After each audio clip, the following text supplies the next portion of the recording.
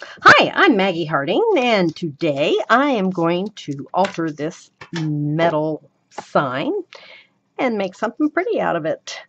Don't know where I'm going with it, so join me on this journey. The first thing I'm going to do is paint this with white gesso, and I'm using the Crafters Workshop gesso.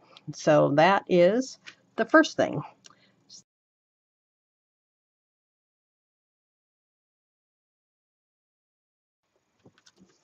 Okay, so now my surface is nice and dry. Now I'm going to paint it with some chalk paint. Now, this is the paint I'm using, and this is by Little Birdie Crafts. I was so fortunate that Little Birdie Crafts sent me a beautiful box of goodies that included some chalk paint and some flowers and things. So I'm going to use this chalk paint on here. Now, I've not ever used this kind before, so it says that it can be diluted 10 to 15%, and that will reduce the brush marks. So I'm going to try it. So I'm just going to pour a little bit here. Oh yeah, it is nice and thick, isn't it? And I'm just going to spray a little bit of water in there. And then I'm going to stir that up a little bit. We'll see what happens.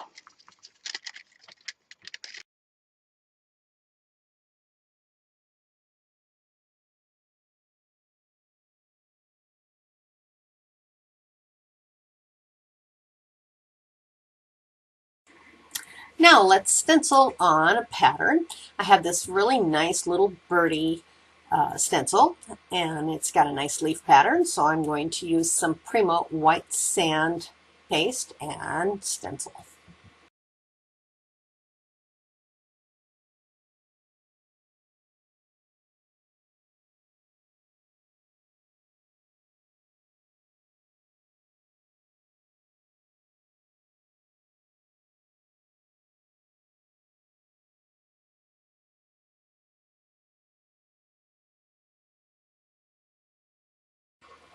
So I had misted this with some pink mist, and I didn't like the color at all. So I used a damp paper towel and took up quite a bit of the color. So now I am using some Distress Oxide ink to just dab on some color around the edges. It's very subtle, but it looks very nice.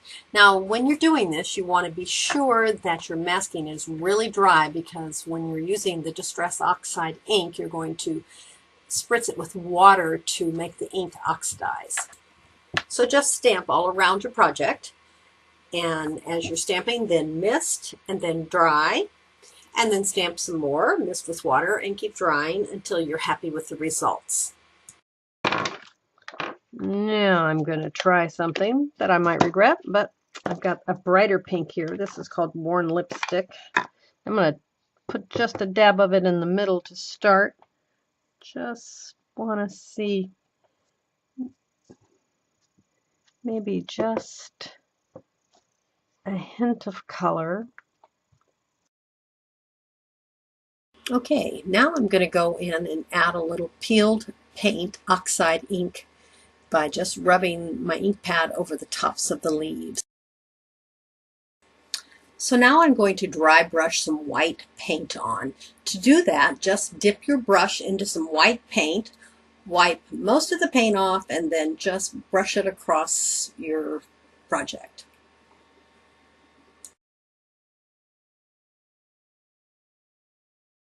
Now I'm just going to brush some white paint around the edges of the plaque.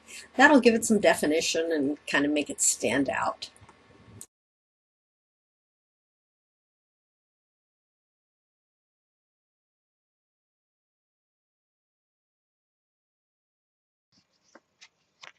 Okay, now I'm just going to create some layers, and I'm using some scraps from Graphic 45's Floral Shoppe. And this piece right here measures about 2 inches by 4.5 inches.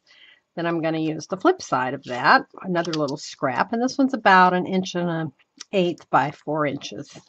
Just going to glue those two together.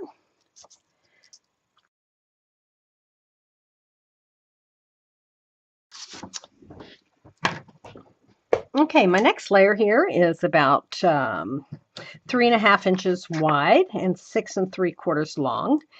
And I've gone ahead and distressed the edges. You can ink them if you like. But I want to pop this layer up. So you could use foam tape to do that. I'm going to use a piece of cardboard because it's free. It's cheap. I use a lot of foam tape. And wow, I'd go broke if I popped everything up with foam tape. So when I'm doing big pieces like this, I'll usually get a piece of cardboard.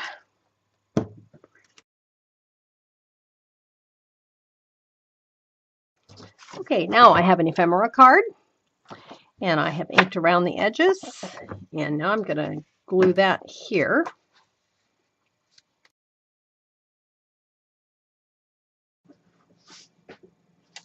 Now I have a giant roll of foam tape. I'm serious when I say I use a lot of foam tape.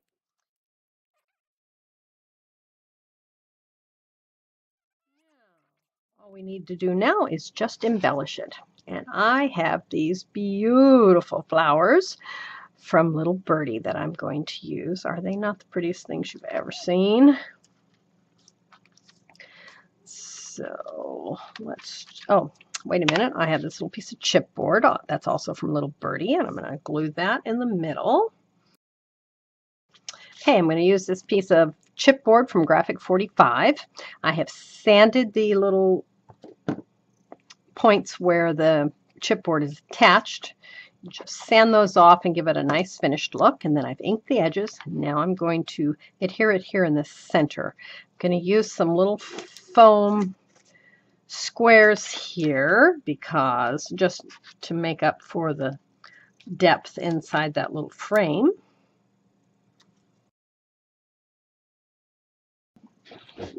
Now all I need to do is add some of these beautiful little Birdie flowers and maybe a ribbon, and I'll be done. You can embellish it however you like, but I like to use ribbon. Maybe I'll use a little bit of cheesecloth or something. Well, I'll finish it up and I'll bring it back and show it to you. Thanks so much for joining me today. I sure do appreciate it. Very special thanks to Little Birdie Flowers for sending me these nice chalkboard paints. I used this one here, which is called Misty Fog today.